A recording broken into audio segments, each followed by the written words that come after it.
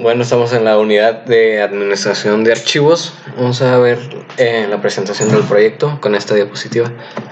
Vamos a entender primero algo fundamental para entender el funcionamiento del programa: las pistas y los sectores. Vamos a leer esta definición. Una pista es un anillo circular sobre un lado del disco. Cada pista tiene un número. El diagrama muestra 3 pistas. Aquí podemos ver la composición de un disco duro. Aquí se ve de manera grande porque se imaginan, para ver las rayitas del disco duro, dicen: se llama sector de un disco a una parte del mismo en forma de cuña. Un sector de pista es el área de intersección entre una pista y un sector. Un clúster es un conjunto de sectores de pista, desde 2 a 32 o más, dependiendo del esquema que tenga el formato. Un clúster es el mínimo espacio usado para calcular lectura o escritura. Por esta causa es frecuente que quede mucho espacio perdido. Slack space, no usado a continuación del clúster de datos de almacenamiento ahí. Esto es muy importante de saber porque es básicamente el funcionamiento del programa.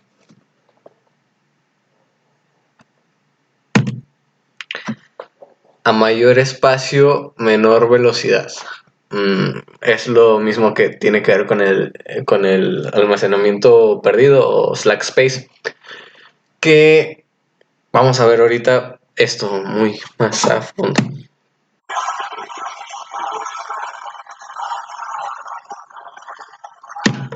Bueno, el video que acaba de pasar es lo que pasa al encender la computadora. Tiene que leer los registros donde está almacenado el sistema operativo. Vamos a entender que estos registros siempre son los mismos, no cambian.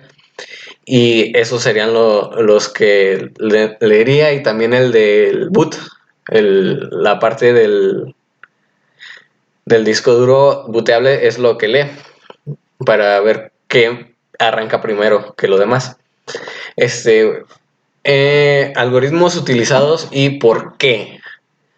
FAT lo manejamos de manera secuencial, FAT32 con archivos indexados, y NTFS, archivos de dispersión. Estas definiciones las vimos durante toda la unidad, en una sección de la unidad. Vamos a tomar en cuenta el tamaño de archivo para cada formato. Por ejemplo, el tamaño de un clúster, que es la unidad mínima donde se guardan los datos, en FAT es de 4 kilobytes, siendo 16 megabytes el límite del tamaño de un archivo. El tamaño del clúster en FAT32 es de 32 kilobytes y 4 gigabytes para el archivo. Es el tamaño más grande que puede tener un archivo. Y para NTFS, aquí vemos sus respectivas informaciones de cada una. Vamos a entender qué pasa con los clústeres en NTFS. Aquí observamos los colores morado pertenecen a un solo archivo, estos azules a otro, y los verdes también. Podemos ver que los morados están dispersos porque vimos que utilizaba archivos de dispersión. Tienen la posibilidad de meterse las partes del archivo en clústeres que no estén secuenciales, lo que hace que se ocupe más espacio de almacenamiento, pero se ahorra más espacio y no se gasta tanto. Y aquí podríamos ver un ejemplo de FAT. Aquí estos archivos están secuencialmente. Cuando están secuenciales, lo único que tiene que hacer el brazo del disco duro es encontrar el primerito, y ya sabiendo que encontró el primero, los que siguen son del mismo archivo. Mientras que en los otros dos, que pueden ser dispersos, tiene que localizar uno a través de una tabla donde se almacenan los datos de la ubicación. Y puede que, además de eso, puede estar almacenado, puede encontrar uno y tiene un apuntador al próximo, y también es posible que tenga un apuntador al previo. Y así ya encuentra un solo fragmento del archivo y ya puede saber si moverse a la izquierda o a la derecha. Vamos a ver el programa. ¿Dónde está? Aquí está. Vamos a ver.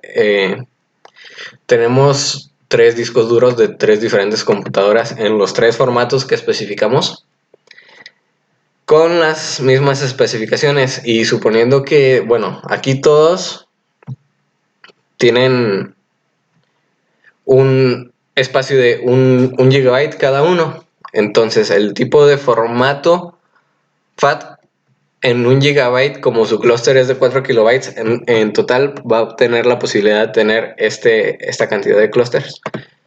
Y vamos a ver un experimento, lo que hablábamos, del espacio que se desperdicia de los clústeres. Vamos a suponer que tenemos un archivo de 5 kilobytes. Este JPG de 5 kilobytes lo actualizamos. Lo vamos a introducir en la PC1. Nos fijamos que el clúster es de 4 kilobytes.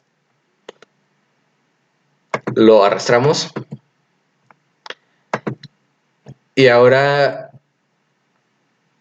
tenemos un espacio no usado de 3 kilobytes del próximo clúster. Es decir, ocupa los 4 kilobytes de un clúster entero más uno extra del siguiente clúster, lo que hace que haya 3 kilobytes desperdiciados, porque si le metiéramos un archivo nuevo, lo va a ubicar después de esos 3 kilobytes que quedaron sobrando.